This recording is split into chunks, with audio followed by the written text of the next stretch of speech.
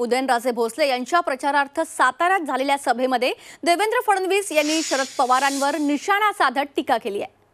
पवारांना कोल्हापूरच्या शाहू महाराजांना बिनविरोध करायला हवं होतं, मग तुम्हाला सातारची गादी दिसली नाही का, असा सवाल फडणवीस यांनी उपस्थित केलाय।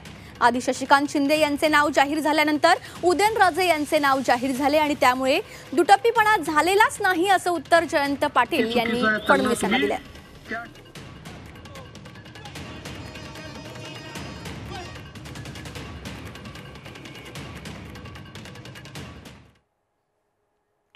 आमच्या पवार साहेबांचा दुटप्पीपणा बघा।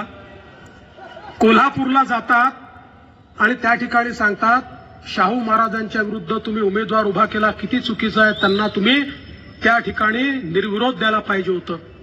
मग हे महाराज नाहीत का? हे तुम्हाला का नाही आठवलं? जर तुम्हाला तिथे आठवतं तर इथे तुम्ही म्हणायला पाहिजे होतं, ठीक आहे, या ठिकाणी या गादीचा मान आहे, छत्रपती उदयन महाराज उभे आहेत, मी उमेदवार उभा करणार नाही। अरे महाराजांच्या विरुद्ध उमेदवार उभा करायचा तर तोडीचा उमेदवार उभा केला पाहिजे होता।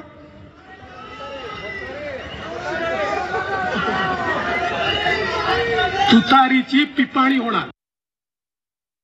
श्रीनिवास पाटील आमचे उमेदवार होते, पण प्रकृती स्वास्थ्याच्यासाठी काही अडचणी त्यांच्या आहेत। 83 वर्षाचे वय आहे, त्यामुळं त्यांनी नकार दिल्यावर आम्ही त्यानंतरचा बेस्ट कॅन्डिडेट आमचा जो होता तो शशिकांत शिंदे होते, त्यांचं आम्ही नाव घोषित केलं। त्यानंतर उदयन महाराजांचं नाव ठरलं, त्यांनी निर्णय घेतला हा पुढचा भाग आहे। त्यामुळे दुटप्पीपणा हा होऊच शकत नाही, झालेलाही नाही।